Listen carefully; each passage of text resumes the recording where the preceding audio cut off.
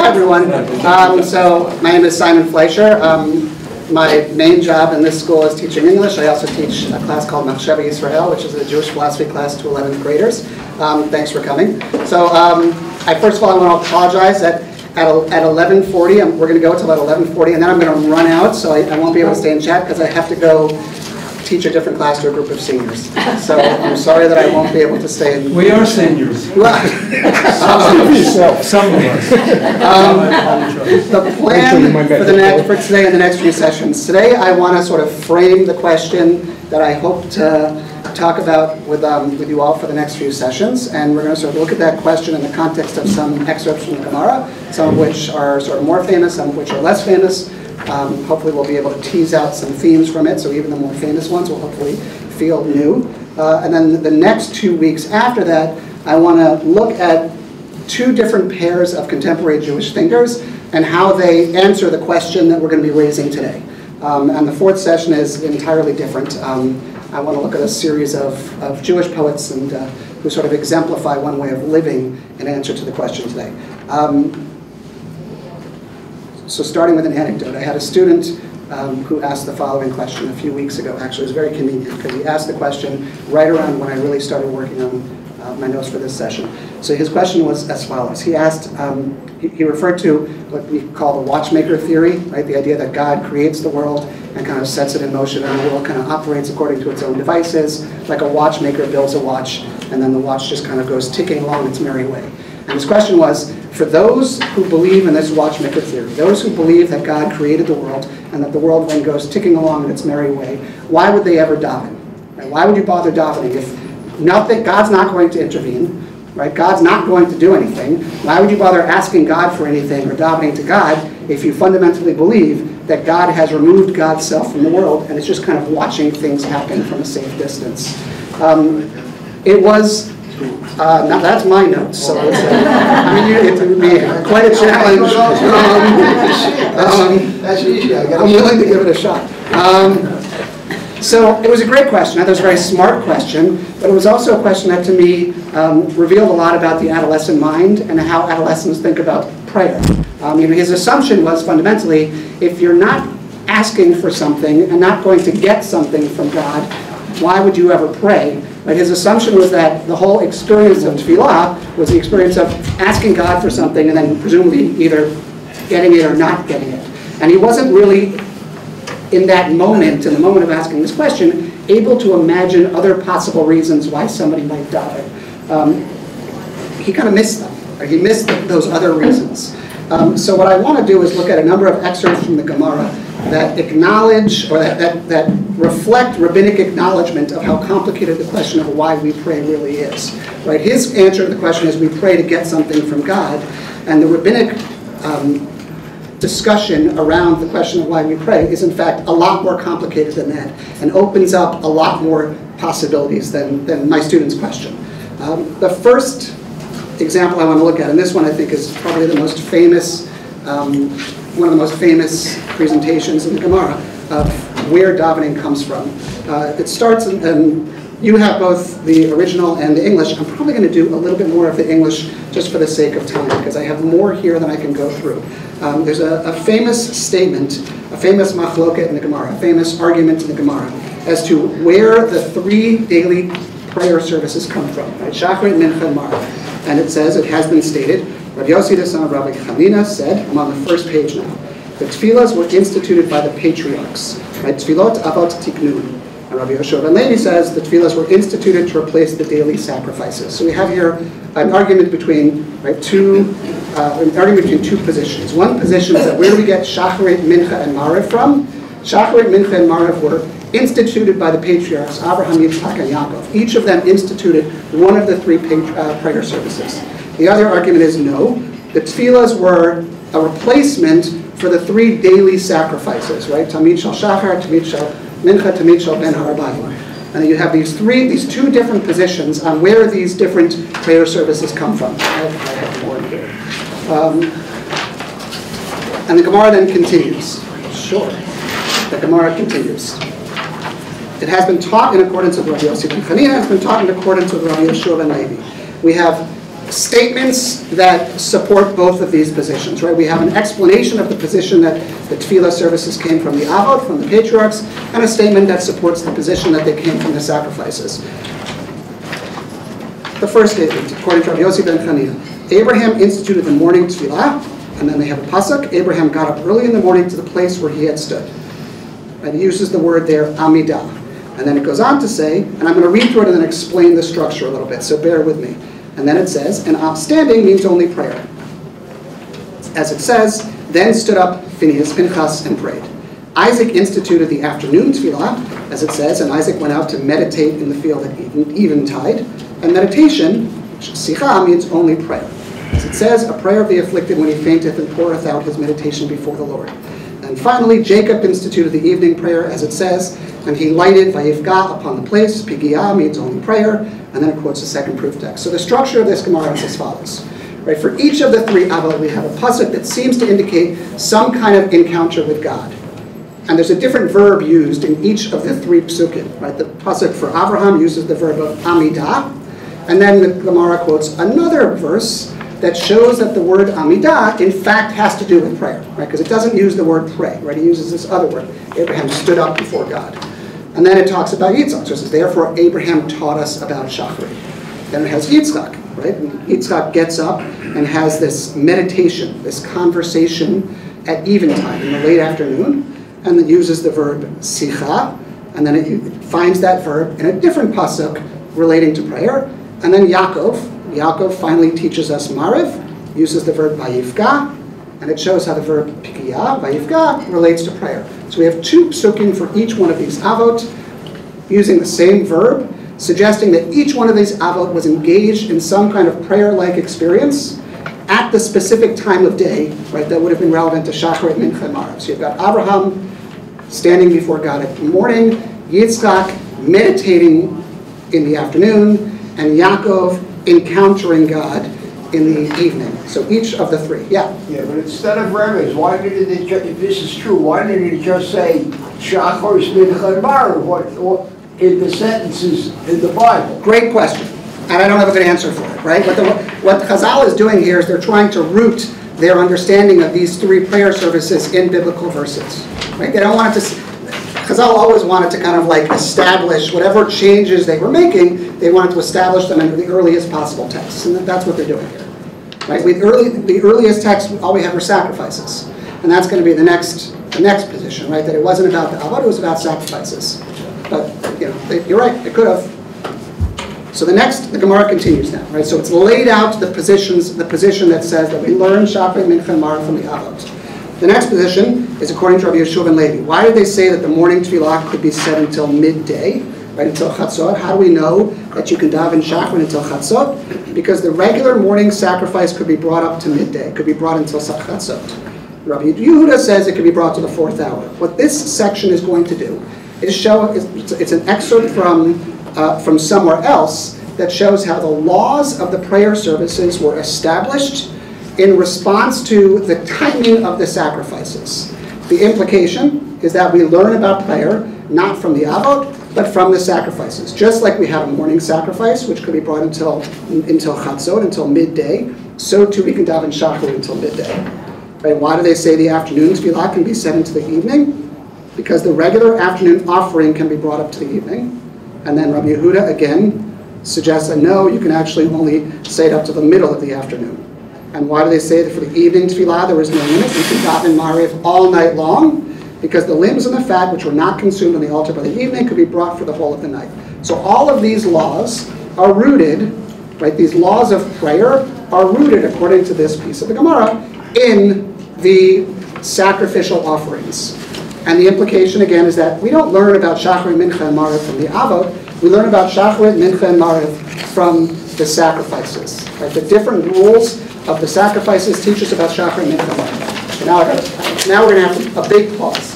Go ahead. So why can't it be both? Why can't it be both the avot and the korbanot? So you're anticipating where I'm going. Okay? So I think that to some extent, right, we have in the end what we're going to say that it's really fundamentally the sacrifices, and the linchpin that helps them decide that is musaf, right? Because we have a Korban Shel Musaf, which allows us to learn about the davening of Musaf, but we don't have a fourth patriarch that allows us to. But the Gemara still includes both of these positions. The Gemara didn't decide to erase this whole statement about the Avot and only give us the sacrifices, even though the sacrifices, that argument kind of works better. The Gemara included both. And what I want to suggest is that they really represent two different models of what it means to pray. But you have two very different visions here. Right? In trying to establish how what prayer services are supposed to be, what they're supposed to mean, how we're supposed to experience them. If you connect the Shacharit Mincha Marv, if you connect the experience of prayer to the Avot and the presentation at the beginning of the Gemara, it gives us one vision of what our experience of prayer is supposed to be. If you connect it to the sacrifices, it gives us an entirely different vision of what the prayer services are supposed to be like. And I want to play out the symbolism for a moment. Because you have, with the Avot, you have an individual separating himself from everybody around him, going out into the field, into nature, spontaneously offering his own words to God. There's nothing about it that's ritualized. There's nothing about it that's communal. And there's actually nothing about it doesn't even belong to an indoor space, right? The vision of tefillah that is suggested by the piece of the Gemara that says we got Shacharit, Mincha, and Mara from the Avot, the vision of tefillah there is a vision that is individualized, right? You say your own prayers. You say what you want to God. It is not ritualized, it is spontaneous. Except right? for the time. Which seems to be coincidence. It doesn't say like, he woke up in the morning and confronted God. Right? He put his head down and he had an encounter with God. Right? So it has that feeling of being very intimate. Right? It's a one-to-one communication. And it's that spontaneous, individualized, and intimate kind of a connection. And that is one vision of what prayer is supposed to be like. Right? I think we probably all had experiences like that, where prayer kind of felt that way to us, yeah? Is the vayikra, like, I might be wrong, but I think of that as negative, like you said. So we're going to talk more about that particular verb in a second, because I think that, to me, of the three, that might be the most interesting. So can I punt that for about 3 minutes? Whereas the avot, the sacrifices, it's a completely different vision of prayer, right? It's a communal experience. Everybody comes together and brings these sacrifices. It's indoors, but it's in a building. It belongs to an urban center, right, typically. It's not this out in nature kind of an experience. It's ritualized, right? The rules of the sacrifices are established in advance by someone else. You don't get to make that up for yourself. And these are two very different, again, visions of what prayer is supposed to feel like. And at the end of the day, right, the Chazal established prayer in relation to the sacrifices. And the reason they give ultimately is because it's sort of this funny reason, right? They're sort of winking at us. Well, there's no musaf for the avot. We need to find musaf somewhere. So it must be that the sacrificial reason is kind of the main reason. But including the avot gives us that sense of tension, right? Gives us that sense of that there's more than one possibility here that Chazal is recognizing. It includes both. It may be necessary to codify prayer in the manner suggested by Yoshev and Levi, relating it to the sacrifices, but we can't forget prayer's other character, right? There's something that the Gemara wants to make sure we don't lose sight of, that even given the necessity of having prayer be a communal, ritualized kind of event, there's an individualized component to it that we have to somehow not lose sight of, not forget, and we have to hold on to in our praying to God. So I want to look at these proof texts now a little bit more, right? Because the avot, now I want to spend some time on the avot, because that's really where I'm heading. Right? The proof texts, the psukim that are chosen to represent the three prayer services, I think are very interesting. And the next sources that I kind of put down on your sheets, I lifted the three verses from the Gemara and then gave us a little more context to there. Right? So the first is Shacharit. Abraham teaches us Shacharit. And the pasuk that we use that we chose from Abraham it comes from a peculiar place, actually. If you think about what it's telling us about davening, right? We have the Lord rained upon Sodom and Gomorrah. I like this English, sulfurous fire. Right? It's the story of Sodom and Gomorrah. Right? And right afterwards, after these cities are annihilated, right? What happens? The next morning, Abraham wakes up early and he hurries to the place where he had stood before the Lord. I'm just looking for the words in the middle there. The end of the second line. End of the second line. There it is. Vayashkem Abraham aboker el makom asher amad sham et pnei Hashem. right? He gets up, he is omed, right? He stands up before God. Now, what does this mean, Asher Amad Sham et Pnei Hashem? What is that referring to? The argument that he had a few prakim earlier. Right? If you remember, a few prakim earlier, Hashem tells Abraham, I'm going to destroy these cities, and Abraham engages in this debate with God. What if there are 50 righteous people? Okay, if there are 50, and he bargains them down, and eventually there aren't enough righteous people, Hashem decides to destroy these cities, right? Except for Lot, Lot and his family are saved, except for Lot's wife. Right? And Abraham now, he gets up and he has an encounter with God that is reminiscent of this prior exchange. So what's happening? If we are to see this as a symbol or a representation of a certain kind of prayer experience, right, what does it imply? Right? What does this symbolism here suggest about one way to understand this encounter that Abraham has with God that is prayer? It's reciprocal. What do you mean? There was a conversation before, it harks back to a time when Abraham argued and Hashem responded. Absolutely, yeah. It's reciprocal. Anything else? Yeah, that an individual, if he wants to pray to God, can do so at any time. Absolutely. And it's like, he gets up early. I'm going to get up early and do it. There's also almost a sense of zealousness, eagerness. Right? What about this word amad as a key verb to suggest something about the relationship that a human being, the prayerful relationship that a human being has with God? Right? Standing in front of somebody implies respect. It does, but it also implies, I think, a sense of strength, right? As opposed to bowing down before God. I stand before God. I argue with God. To some extent, I accuse God. I point out things in the world that I think God might have done wrong.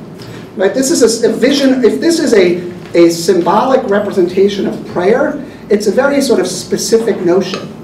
It's very empowering of the human being. Right? My prayerful relationship with God is I'm empowered. I can argue. I can stand before God. Now, God might not listen to me. I wanted the city to be saved. God might not listen to me, right? But I can see myself as engaged in a kind of, one-on-one conversation with God. I matter in this moment. Yeah. No, that's what I was saying. You can't always expect in prayer to get what you want. Right. Sometimes God says no, but that doesn't mean I can't have that conversation. And it doesn't, right? And maybe some understanding there that what you want is not always aligned with God's bigger plan. Mm-hmm. And what emotion can we imagine Abraham might be feeling in this moment? And is this what's the nature of the relationship that Abraham might have? I don't see this as that sort of father-child or servant kind of relationship, right? This is, again, a powerful Abraham asking, even expecting, even demanding, maybe not getting it, maybe even a little disappointed afterwards, right? But this is, I think, very different from the next two models. I want to look at the next one now. So this again is mincha. So this is where the pasuk that suggests that Yitzchak taught us about mincha. So what's happening when Yitzchak teaches us about mincha? Yitzchak has just come back from this place, right? Be'er lahai roi. This is Genesis 24, right? If you look where we are now. And what does he see? He goes out walking in the field toward evening. Right? That's our key there, right? Vayetze Yitzchak lasuach basadeh, lifnot erev. That's how we know that it's mincha. It's lifnot erev, and he's lasuach basadeh, which in the Gemara, the translation that I gave in the Gemara, I think translated that as meditate. But what does lasuach mean? From the word sicha, it's some kind of conversation. Whether he's, it's an act of meditation or a conversation. And then what happens? What does he see coming toward him? He sees Rivka coming toward him, and it's that famous moment, right, where he's sort of struck with love. And again, as a representation of prayer and what prayer is supposed to sort of feel like and what we're supposed to experience, how is this different than what we just saw? Sicha versus Amidah, yeah? It's internal. It's internal? Yeah. It's a meditation. It's a meditation, as opposed to an argument. What else? What's Yitzchak feeling in this moment? It's not a specific argument, it's a general argument. Absolutely. He's just meditating in the field, so Yep. he hasn't got something specific on his mind. Great. It's a huge difference. It's almost as if he's overwhelmed, though, by, Rivka's approaching True. him. And so he's emotionally feeling something. Absolutely. Yeah. Abraham has passed away at this point. Mhm. And the question that I would ask is, where was he coming from?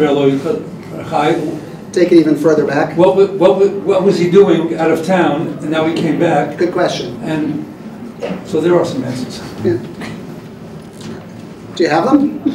Well, I think one suggestion is that he at least his mother has passed away, and his father is now a single parent, and he's not married, and he goes back, and he finds Hagar, and arranges for Hagar to come back to marry his father. And how would you connect that to this moment of... So now he's come back, and he is hopeful, so there's an opportunity for him to express his appreciation to Kadosh Baruch Hu, and or to pray that it's going to work out. This is a shidduch between two older people. You never know how that's going to work out. Yeah. I mean, I see this moment as a moment of much greater intimacy. Even that word, that word sicha as opposed to the word amidah. And I think situating it in this romantic context, both before and afterwards, you have these moments of, maybe they're not actualized yet, but there's a sense of hopefulness about these love relationships. Right? It's a very kind of romantic picture, as opposed to the picture of the post-Sodom and Amorah moment. And again, whether we want to kind of start to parse out, if we really wanted to push this, what we could try to do is think about the difference between Shacharit and Mincha. Right? We could sort of say, when we daven Shacharit, this is the mode we're in. When we daven Mincha, this is the mode we're in.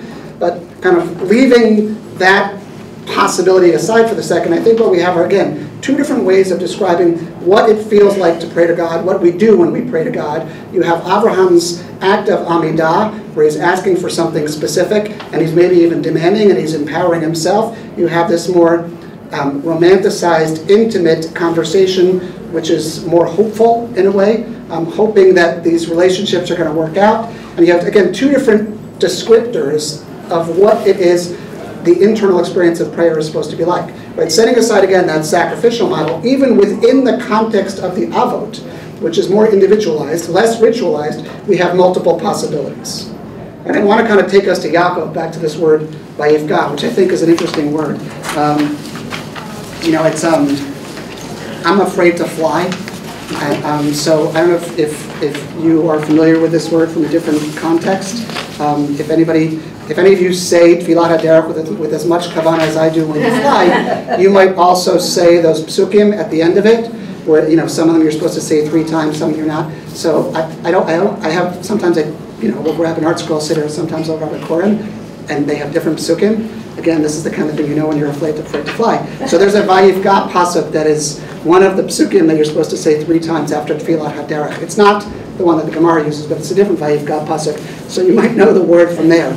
But let's look at this Genesis 28. So what's happening when Yaakov, right, the pasuk that is brought about Yaakov, which is supposed to teach us that Yaakov kind of was the first to daven Marav, and he's our role model for Marav. What was happening with Yaakov when he does this? Right, it's the first pasuk there, right? Vayifga b'makom v'yalam sham kiva hashemesh. He comes upon a certain place. Vayifga. He comes upon a certain place. It has a quality of a chance encounter. And he stops there for the night, for the sun has set, uva hashemesh, and that's what gives us, right, the Maariv moment. And then what does he do? I hope somewhat familiar with this moment. He takes the stones and he uses them as a pillow, and then he has the dream of the stairway, the ladder, that Malachim are going up and down the ladder to and from Shemayim. This is the moment of Maariv and the moment for Yaakov. So this word vayifga, I think it's a very specific word that, did Yaakov expect this to happen? I mean, what's the difference? What's happening in this moment? This vayifga moment where he has a dream. He's running away from Yeah, he's on his way away, so what's he feeling most likely? Fear. And when he closes his eyes and he has this dream, right? What do we know about dreams?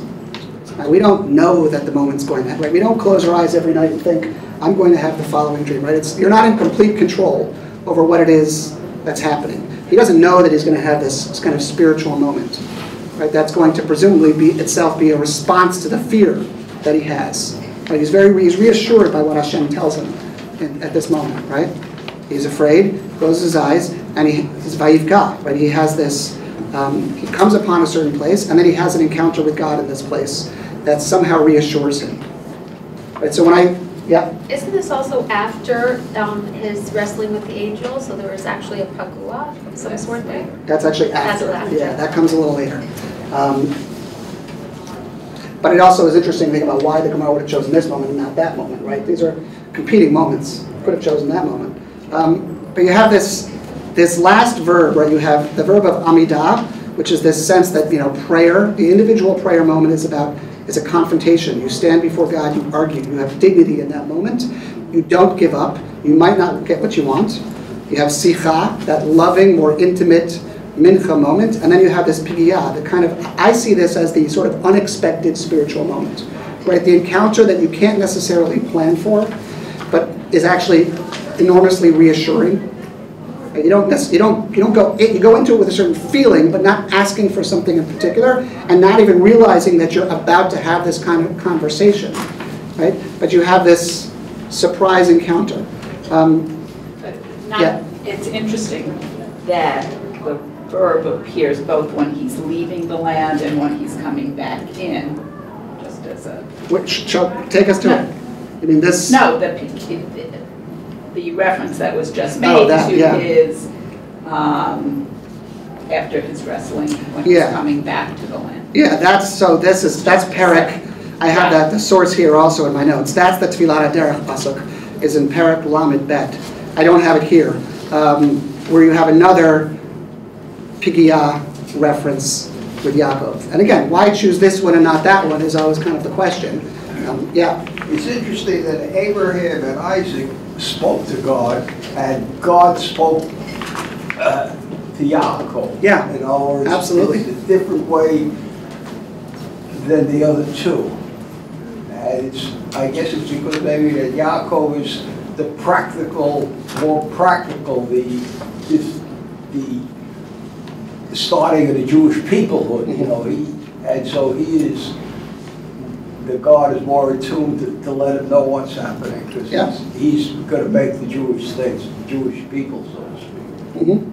I mean, the way I see these kind of models playing out is, right, we had the sacrificial context, which we set aside, which is that communal experience of prayer, which is what we all do. And then you have this other vision of prayer that we are loath to let go of. And the Gemara suggests that in the context of this sort of more individualized prayer, there are actually different ways that we can experience it, right? We can experience that kind of individual relationship we have with God in Amidah terms, we can experience it in Sicha terms, and we can experience it in Pigiyah terms. And when we think about, again, returning to that question that my student asked me, like, why pray? We actually have a lot of possible reasons why we might pray. We might pray because we're going to argue for something, even though we know we're not going to get what we want. We might pray because we feel hopeful, and we're engaged in a kind of intimate relationship with God. And sometimes we just have spiritual encounters that we didn't even necessarily know were going to happen. Whatever emotion we were feeling, whatever sense of fear we were feeling, right, it emerges as a kind of prayer, and we weren't even necessarily fully in control of that process. Right? You have these different descriptions, different manifestations of how that plays out. I want to look at a couple more sources. I want to look at sections from the Gemara from chapter 5, from Masechet Brachot, chapter 5. But I want to give some context for this whole section of Masechet Brachot. Right? The Gemara we just read was from chapter 4. And the excerpts that we're about to read are from chapter 5. And I'll just give a shout out to what I think is a really great online source, which is, so Drisha has a wonderful Mishnah project, which was dedicated, I think in memory, I think her name is, I should have written the name down, Rivka Rosenswine? So it was dedicated in her memory. The Mishnah project is written by Abraham Walfish, who does a wonderful literary reading of, he takes like whole chapters of Mishnayot and kind of tries to show how it's not a Mishnah by Mishnah reading. He'll say this whole chapter has certain common themes. So his suggestion is that chapter 4 The second half of Brachot includes, the second section of Masechet Brachot includes chapters 4 and 5, and he reads them as a unit. And chapter 4 deals with the daily Amida prayer. And he points out that when you first look at these Mishnayot, it's hard to isolate a specific theme. It's hard to show how the different Mishnayot of chapter 4 fit together, because you have a number of different topics. The first Mishnah deals with the times of the fixed prayers, right? When exactly you can daven Shachrit until. The second Mishnah then records a special prayer that Rav Nechunya ben Hakana recited when he entered and left the Beit Midrash. Seems like a completely different topic.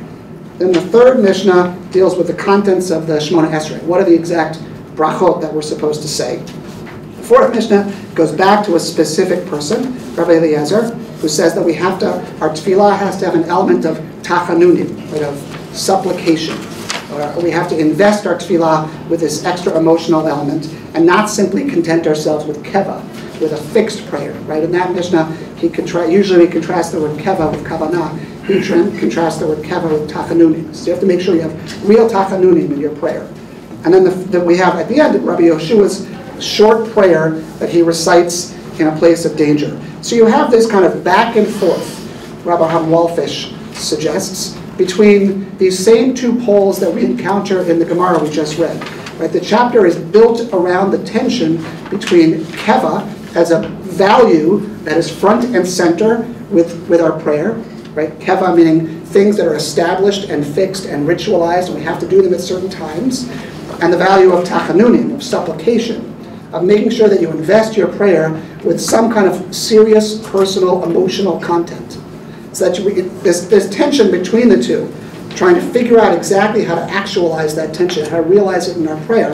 And his argument, which I think is fairly standard in how we think about why the rabbis went with sacrifices, is that in the wake of the destruction of the temple, right, Chazal had to figure out how they were going to continue to bring the Jewish community together, and establishing fixed prayers as a substitute for the sacrifices was one of the ways that they ensured that a community that might otherwise become very fractured would maintain a sense of community, and that this struggle in these two prakim, right, that we see in the Mishnayot of chapters 4 and 5 reflects, right, the rabbinic awareness that even though we had to establish fixed prayer to replace the loss of the sacrifices, we can't neglect that sense of supplication. We can't neglect that sense that prayer still has to have that individual moment. So the same dynamic that we see in the machloket between, is it the avot or is it the korbanot, we can also see when we look at the mishnayot of this whole larger section of the Gemara,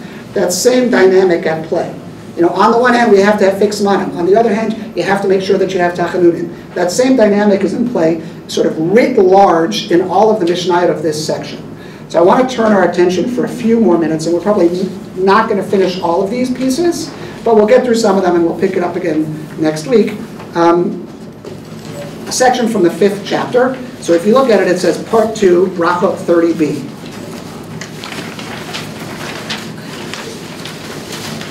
So the Mishnah here, this is a famous piece of the Mishnah. We bring this Mishnah whenever we do, we have units in our Beit Midrash program with our students where we talk about tefillah, and this Mishnah is like one of the greatest hits of that unit.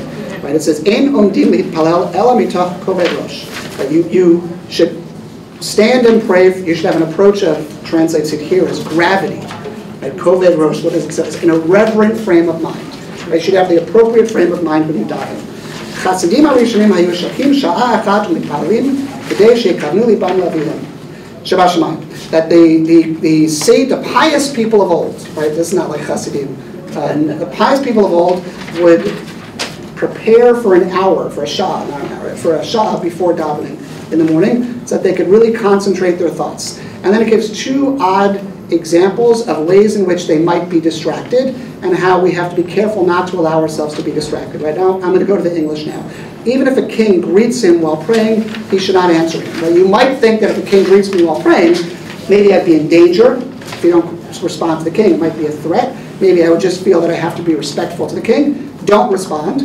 And then even if a snake is wound around his heel, he should not break off, or you don't stop davening. Right? So you have the possibility of like a danger from the king, the possibility of a danger from a snake.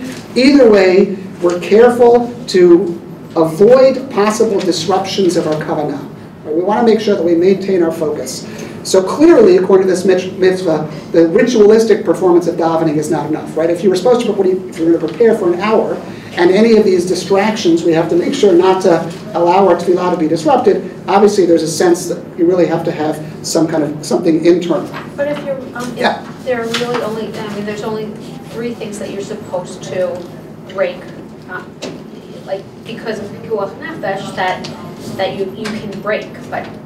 So if a snake is wrapped around, So they could, obviously, so I don't understand. There's extensive discussion. This Mishnah is then taken up by the Gemara pretty extensively, exactly like when can you break and when can't you break. So this is like the bare bones of the presentation, which gives us this like larger value, and then the Gemara is going to start kind of like, picking it apart more. So the chapter begins with this reference to the pious ones of old and the additional levels of spirituality and emotion towards which they would strive when they prayed. It actually ends the chapter, the last Mishnah ends with another sort of agadic reference like this. It references another pious rabbi and his special tefillah. It's not in your sources, but about Rabbi Hanina ben Dosa, that when he would pray for the sick, he would say, this one will live and this one will die. So this chapter actually begins and concludes with a reference to a particularly pious person who would pray with a lot of intention. So again, you have this establishment of the keva, and then you have within it references to particularly pious people who were not content with a ritualized kind of prayer experience. It's bookended with these moments of exceptional piety in prayer.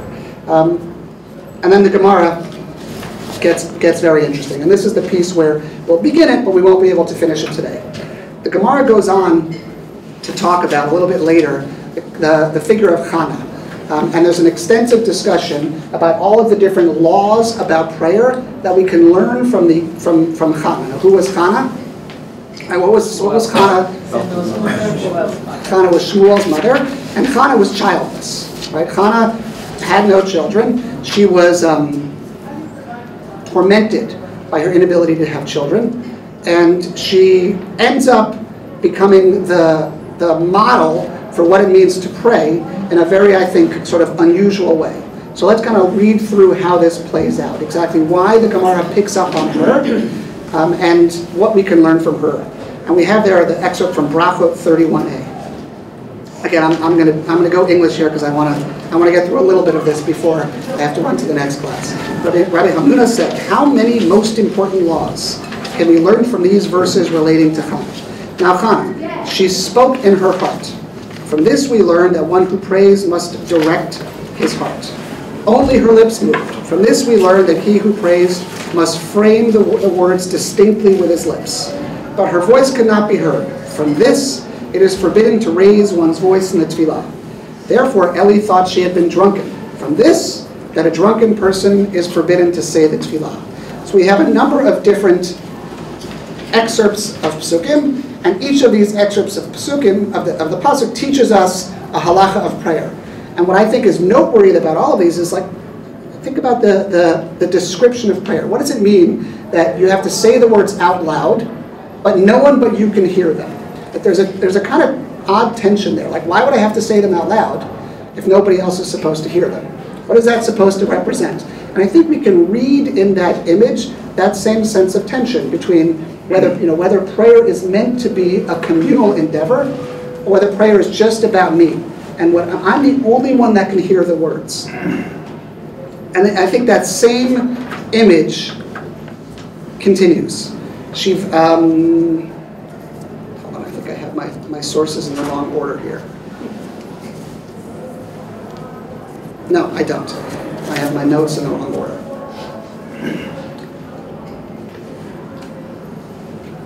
Oh, you know what I did? I cut off one of my sources from you guys. Oh, I apologize for that. It's not gonna. No, you don't. Yeah, I don't want this one. I want one in between. So I'm going to read to you a little bit. Okay, I'm going to read a little bit more. And it actually continues, right? The Gemara then starts to continue and starts to ask about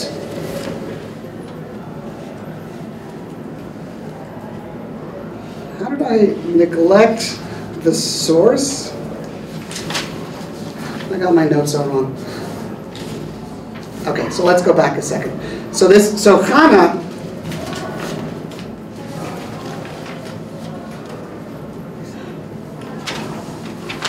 Okay, so the Gemara actually starts by asking the question on this Mishnah, asking how do we know that we're supposed to derive these laws of piety from Chana, and it offers the following pasuk. And this is the piece that's missing from your notes, so I'm going to have to kind of share it with you.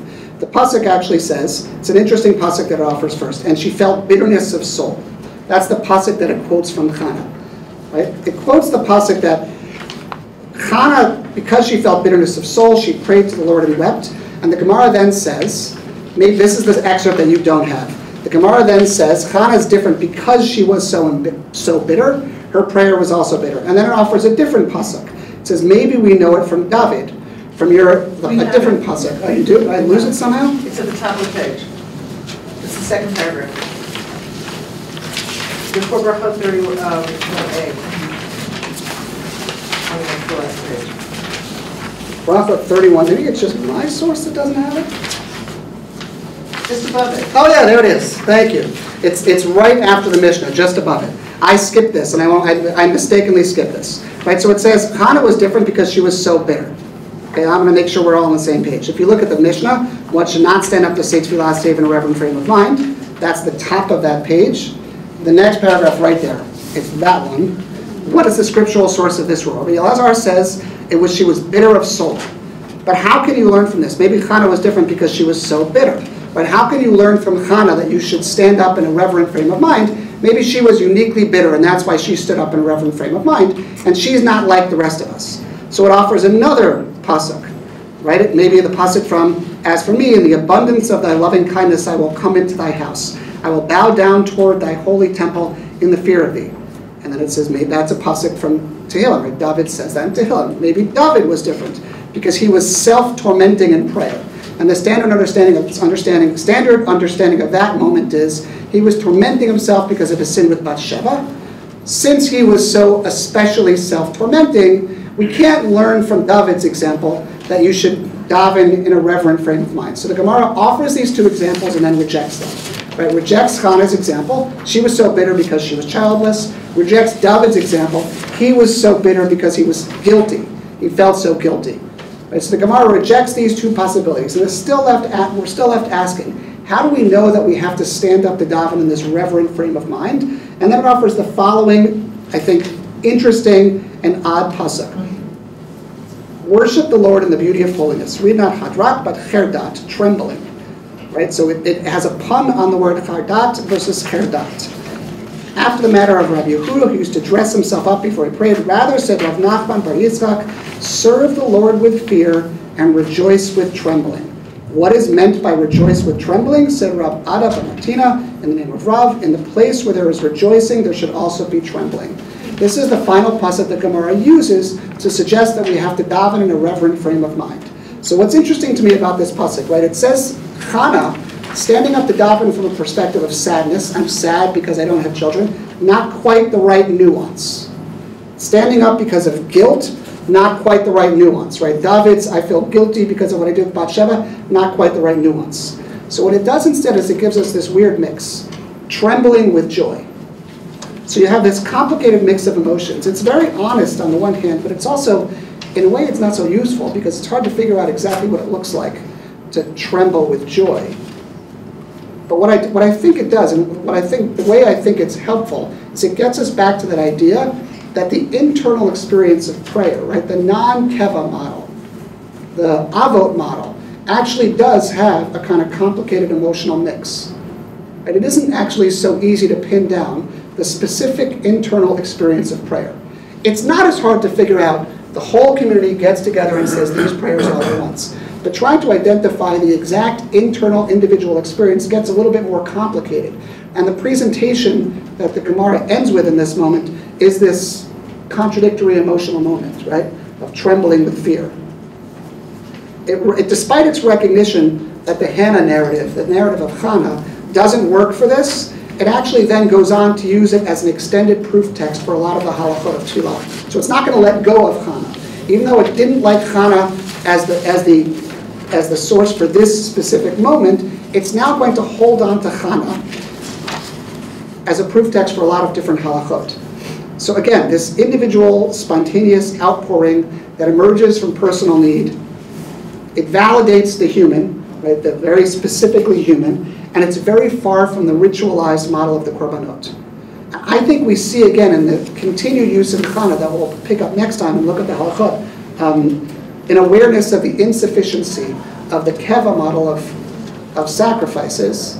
It's necessary, and it was established for a very specific national need, but it's not fully sufficient as a symbolic description of what tefillah is supposed to feel like, and it's going to return to Chana and her personal need. The question is that, yeah. You know, it's still, I want to go back and look at Chana's prayer more carefully, but it's difficult to say that somebody who bothers to encounter God, even in this state of bitterness and despair, it's difficult to say that there isn't an element of hope, that there isn't both sides of the nexus. Similarly with David approaching Hashem, it's hard to say that there isn't a nexus of maybe there's something that can be redeemed. I leave it to you. Well, I think this will be a teaser. The Gemara, one of the, I think, more interesting pieces of this Gemara and what it does with Chana, it actually at one point suggests that Chana is almost threatening God and almost kind of like bullies God into giving her what she wants. There's an agadic, there are two different agadic representations of that conversation where she really kind of leverages. So you're sticking with bitter. Well, she's empowered. I don't know if I would, bitter may not be sufficient, may not be enough of what's happening, but it is kind of like fascinating how the Gemara reads her as, like I said, using certain halachot as a way of getting leverage on God and forcing God to give her what she wants in a kind of interesting way, which again, as a model of prayer, is strange. It harkens back to that Amidah moment of Avraham, but in trying to figure out again, what is it we are supposed to feel when we stand before God and pray? Chana is a very interesting proof text and kind of like inspiring us in our tefillah. So we're going to continue with that. Yeah? With another question. So in this tension that the rabbis are struggling with in establishing prayer as a substitute for the avodah service, and they're between the tension between the, what did you call it? Keva and Tachnunim. So was there any element of Tachnunim in the avodah service? So I assume there was. I would certainly hope that there was. There were all sorts of stories about, different Kohanim and the fear that they felt and the anxiety they felt about the sacrifices at different moments.